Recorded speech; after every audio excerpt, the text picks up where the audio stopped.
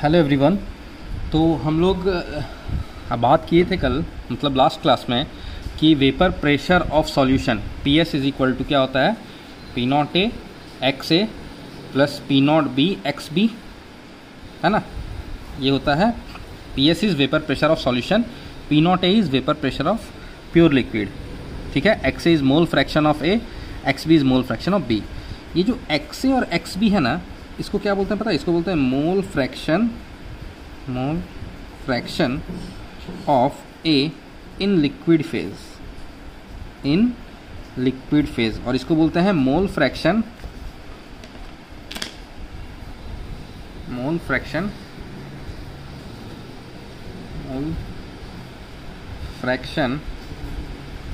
Of B in liquid phase, ठीक है। XA and XB are mole fraction of A in liquid phase, XB is mole fraction of B in liquid phase, ठीक। अब ये liquid phase का मतलब ये है कि अगर ये सॉल्यूशन है,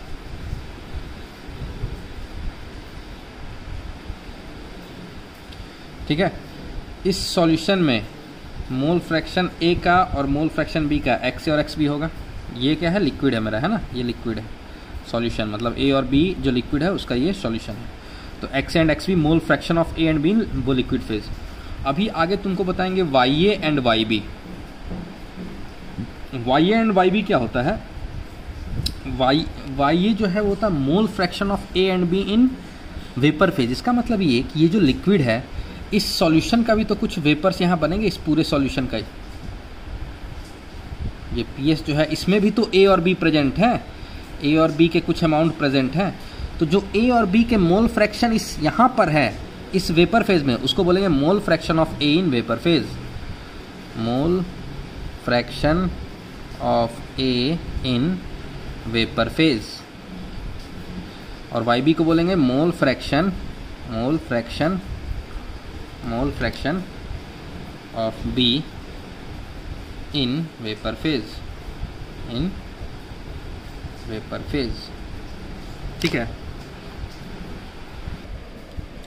ठीक है। तो YA हो गया मोल fraction of A in vapour phase, YB हो गया मोल fraction of B in vapour phase. मतलब कि यहाँ पर इस वेपर वाले कंपोनेंट में, यहाँ पर A और B के कंपोजिशन क्या है, वो हो गया मोल fraction of A in vapour phase, mole fraction of B in vapour phase, YA and YB। अब यहाँ पर देखो, ये जो पोर्शन है ये वेपर वाला है, गैसियस पोर्शन है, गैसेस है। तो यहाँ पे हम मोल फ्रैक्शन के लिए डाल्टन्स लॉ लगाएंगे, Dalton's law of partial pressure. तो Dalton's law of partial pressure क्या था? Dalton's law of partial pressure मतलब पार्शियल प्रेशर ऑफ A। यहाँ पर जो पार्शियल प्रेशर होगा A का, वो कितना होगा? जो टोटल प्रेशर होगा, PS क्या है? Total pressure. PS इज, या इसी को PT ही बोलते हैं, टोटल प्रेशर। सॉल्यूशन के प्रेशर को क्या बोलते हैं? PS बोलो या P टोटल बोलो, into mole fraction of A in vapour phase. अब ये कहाँ से आया? ये चीज़ कहाँ से आया? डाल्टन्स लॉ क्या बोलता है? डाल्टन्स लॉ बोलता है कि अगर गैसेस का मिक्सचर है, A और B गैसेस हैं, और इनका मोल फ्रैक्शन मान लो, इसका मोल फ्रैक्शन YA है, इसका मोल फ्रैक्शन YB है, ठीक है। टोटल प्रेशर PT है। तो हम बोलते थे, क्या बोलते थे कि partial pressure of A is equal to total pressure into mole fraction, है ना। Partial pressure of B is equal to total fraction into mole fraction, है ना। ये मोल फ्रैक्शन Y इसलिए दिखाया गया क्योंकि जो लिक्विड फेज का मोल फ्रैक्शन होता है उसको XA XB बोलते हैं, जो वेपर में जो मोल फ्रैक्शन होता है उसको YA YB बोलते हैं, ठीक है। वहाँ पे हम लोग XA XB बोल लेके चल रहे थे क्योंकि वहाँ तक हम लोग अभी पढ़े नहीं थे ये सॉल्यूशन चैप्टर, तो वहाँ पे चल गया, मतलब मोल फ्रैक्शन XA XB भी लिख सकते हो। लेकिन तुमको वहाँ पे ध्यान रखना होगा कि यहाँ पर सॉल्यूशन चैप्टर में XA और XB क्या है? Mole fraction in liquid phase. YA YB क्या है? Mole fraction of A and B in vapour phase. तो ये समझ में आया कि ये डाल्टन्स लॉ से हमने लिखा है। PA, यहाँ पर जो प्रेशर है A के चलते और यहाँ पर जो प्रेशर है B के चलते, ये क्या होगा? टोटल प्रेशर, मतलब PS प्रेशर ऑफ सॉल्यूशन को ही टोटल प्रेशर बोल रहा है, into mole fraction of A। उसी तरह PB इज इक्वल टू क्या लिख सकते हैं जी, है ना। तो मोल fraction of A and B in vapour phase. अब कभी कभी तुमको क्या देगा? PA दे देगा, PS दे देगा, बोल देगा कि मोल फ्रैक्शन ऑफ A निकालो इन वेपर फेज। तो हम बोल सकते हैं mole fraction of A in vapour phase is equal to क्या हो जाएगा, P A by P S, और mole fraction of B in vapour phase मतलब वाई बी कैलकुलेट करेंगे तो P B by P S. तो ये भी निकालने कभी कभी आपको बोलता है mole fraction in vapour phase. यहाँ पर कंपोजिशन क्या है, ठीक है, नोट करो इसको।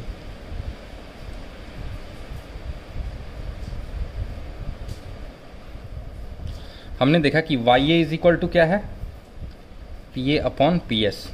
अच्छा, इस Y A is equal to P A upon P S अगर है तो हम इस पी ए को क्या लिख सकते हैं, P not A into X A, और पी एस को क्या लिख सकते हैं, पी एस को लिख सकते हैं P A not X A plus P not B X B, अभी तक जो लिखते आ रहे थे, कोई दिक्कत।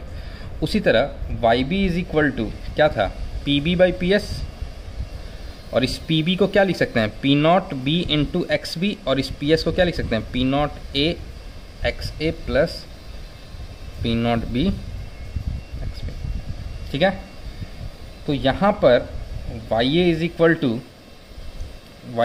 टू क्या हो गया, इसको मान लो हम लिखते हैं एक्स ए इंटू मतलब P not A into X A जो था, नीचे फिर से इसको चाहे तो पी एस भी लिख सकते हैं, वाई बी को क्या लिख सकते हैं, P not B X B upon P S, है ना। अब यहाँ से X A is equal to क्या हो जाएगा, देखो तो Y A into P S upon P not A होगा क्या, ठीक है। और X B is equal to क्या हो जाएगा, P S Y B upon P not B, ठीक। उसके बाद हमको पता है since X A plus X B कितना होता है, 1। इवन तुमको पता है वाई ए प्लस वाई बी भी 1 होता है, कोई भी, ये भी तो वाई ए और वाई बी क्या है, मोल फ्रैक्शन ही तो है, बस वेपर फेज में है, तो मोल फ्रैक्शन, सारे मोल फ्रैक्शन का एडिशन तो 1 ही होगा ना, चाहे लिक्विड का वो कर में लो या वो लिक्विड कंपोजिशन में लो या वेपर कंपोजिशन में लो, मतलब वो लिक्विड फेज में लो या वेपर फेज में लो, मोल फ्रैक्शन का एडिशन टोटल कंपोनेंट का तो 1 ही होगा। तो फिलहाल हम एक्स से निकाल लिए, एक्स भी निकाल लिया, अब ये रिलेशन आ गया X A plus X B is equal to 1। तो क्या लिख सकते हैं हम लोग, एक्स ए को लिख सकते हैं, इसको लिखो P S into Y A upon P not A plus X B को क्या लिख सकते हैं, P S Y B upon P not B is equal to 1, ठीक है।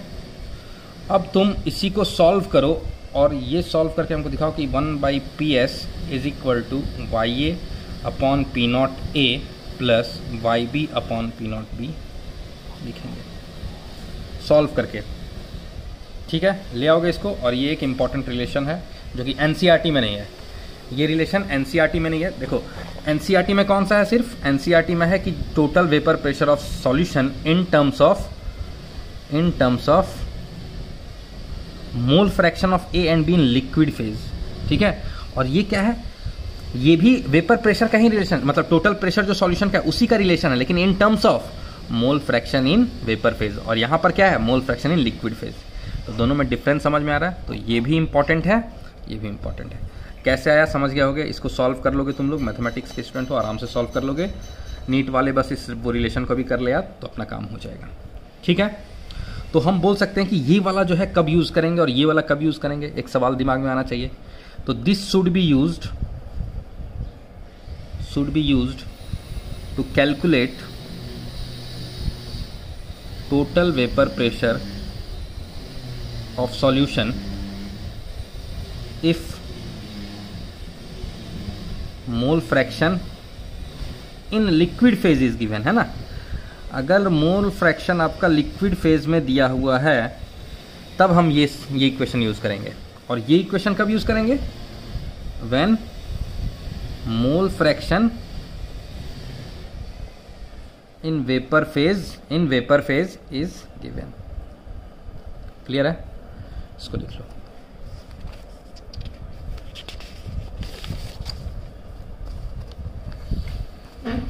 एक क्वेश्चन करा देते हैं, बेंजीन एंड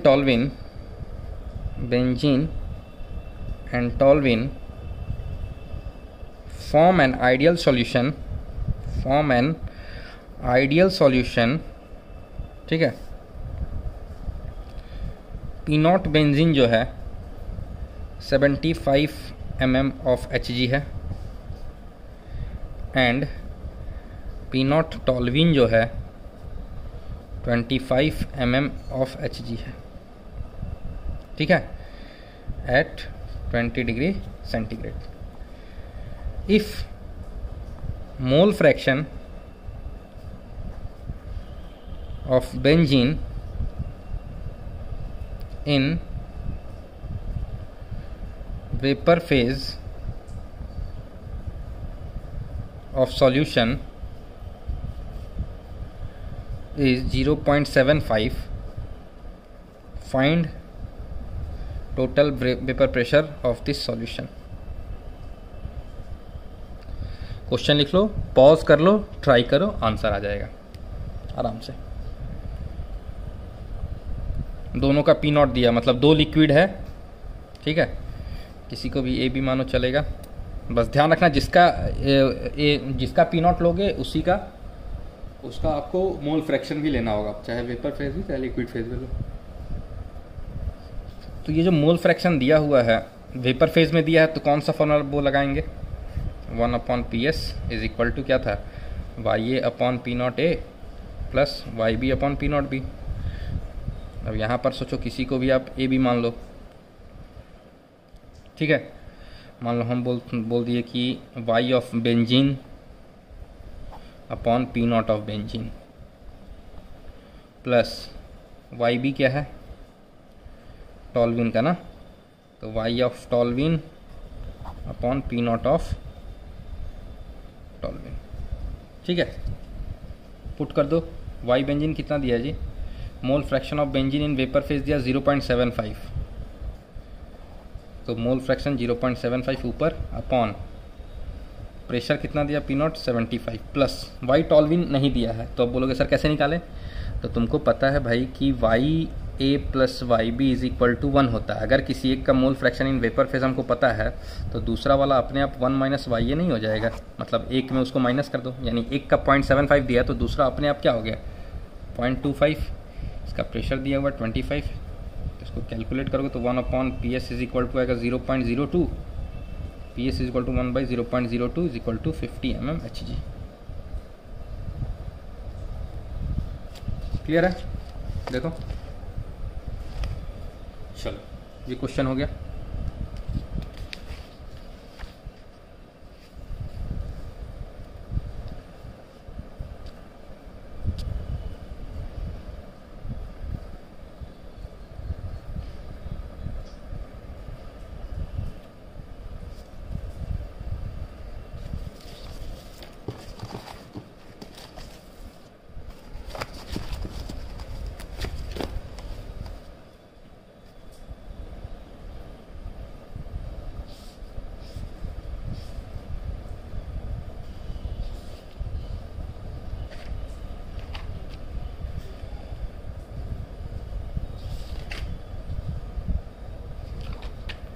अब अगर कर्व की बात करें तो कर्व दो टाइप का, एक हो सकता है लिक्विड कंपोजिशन कर्व,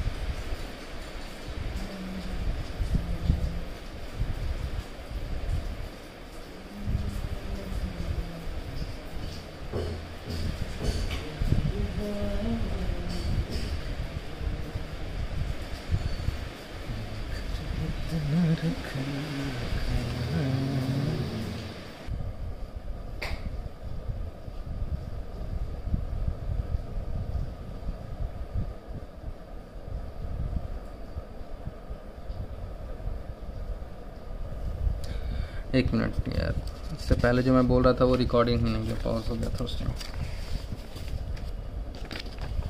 देखो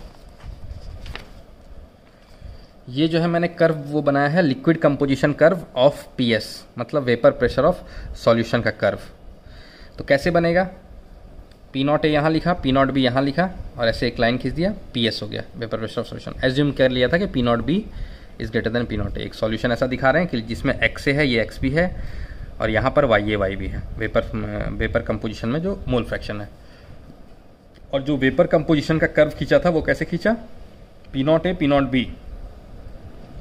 तो ये जो लाइन है ये थोड़ा सा ऐसे जाता है, और यहाँ पर अब हम कंपोजिशन में क्या लिख सकते हैं, यहाँ पर लिख सकते हैं भाई पी नॉट ए है तो यहाँ पर क्या होगा, वाई ए कितना होगा, वाई ए 1 होगा, वाई बी 0 होगा, और यहाँ पर वाई बी 1 होगा, वाई ए 0 होगा। Mole fraction in vapour phase Y A Y B, ठीक है। और उसका कंपोजिशन कर्व कैसे आएगा, ऐसा आएगा, ठीक, प्रेशर ऑफ सॉल्यूशन का, ठीक। तो ये हो गया लिक्विड कंपोजिशन कर्व, ये हो गया वेपर कंपोजिशन कर्व। तीसरा जो कर्व होगा, तीसरा वो हम एक ही में वो मिलाएंगे कि अगर हमको vapour pressure of solution versus composition curve, composition curve बोले तो इसमें लिक्विड कंपोजिशन भी हो सकता है और वेपर कंपोजिशन भी हो सकता है, तो एक ही साथ में दोनों कर्व को हम बना रहे हैं। तो बेसिकली वो दोनों कर्व को मतलब एक ही साथ बना दे रहे हैं। तो P not A P not B यहाँ है, ये वाला लाइन वो कब बनाए थे, जब ये लिक्विड कंपोजिशन कर्व था, मतलब मोल फ्रैक्शन था लिक्विड, वो लिक्विड फेज में, और ये वाला वो लाइन कब ड्रॉ किए थे, जब मोल फ्रैक्शन आपका वेपर कंपोजिशन में था, ठीक है। ये ग्राफ जो है एनसीईआरटी में नहीं है लेकिन जेई में है, ठीक। अब इसके नीचे, इस लाइन के नीचे ये पूरा 100% वेपर रहेगा, और इस लाइन के ऊपर क्या है, 100% लिक्विड रहेगा। इस लाइन पर कौन सा फेज रहेगा, 100% लिक्विड, इस लाइन पे 100% वेपर, और बीच में, बीच वाले एरिया में क्या रहेगा, लिक्विड प्लस वेपर दोनों रहेंगे। क्लियर। तो ये बताया। अब मैं तुम लोग से एक क्वेश्चन पूछ रहा था कि जो हमने पढ़ा है, ये पीएस पढ़ा है ना, सपोज पीएस पढ़ा है, ठीक है, पीएस पढ़ा है। अब एक चीज़ बता, और ये ऐसे भी था, जो आइडियल सॉल्यूशन के हमने लिए जब ड्रॉ किया था तो ये ऐसे था, है ना। ये किसके लिए कर्व था, याद है, पीबी के लिए, ये कर्व पीए के लिए, ठीक। अब इधर क्या है, मोल फ्रैक्शन है, मान लो mole fraction X X B वाला है ना। मान लो अगर हम इस पॉइंट, सॉल्यूशन का वेपर प्रेशर मान लो इस पॉइंट पे हम देख रहे हैं, इस पॉइंट पे सॉल्यूशन का वेपर प्रेशर क्या है, इतना है। इधर क्या है, मेरा वेपर प्रेशर ही तो है, जो भी प्रेशर है सपोज, तो हम बोल सकते हैं कि जो इस पॉइंट पर जो सॉल्यूशन का वेपर प्रेशर है वो इतना के बराबर है, वो इतना के बराबर। अब इस पॉइंट के अलोंग अगर हम देखें, इस पॉइंट के अलोंग हम देखें तो इस कंपोजिशन के पास, इस कंपोजिशन के पास पीए का क्या है pressure, partial vapour pressure of A क्या है, ये वाला लाइन, दिस इज पीए। सोच के देखो, समझ में आ रहा है, ये जो लाइन है ये पीए बता रहा है ना कि यहाँ पर पी नॉट ए है, यहाँ पर पी नॉट ए नहीं होके कुछ कम होगा, यहाँ पे और कम होगा, यहाँ पे और कम, और कम, depending on the mole fraction, यहाँ पर कुछ कम, यहाँ पर कुछ कम। तो ये सारे के सारे क्या है, कौन से वैल्यूज है, पीए के वैल्यू है, पार्शियल वेपर प्रेशर, जो कि मोल फ्रैक्शन पे डिपेंड करता है। तो मान लो मैंने कोई पॉइंट लिया यहाँ पर कि इस मोल फ्रैक्शन पे, सपोज इस मोल फ्रैक्शन पे, मोल फ्रैक्शन, इस मोल फ्रैक्शन पे पीए कुछ होगा, तो ये वाला हाइट पीए होगा, देखो ना, प्रेशर इधर ही तो है प्रेशर, तो ये वाला हाइट पीए होगा।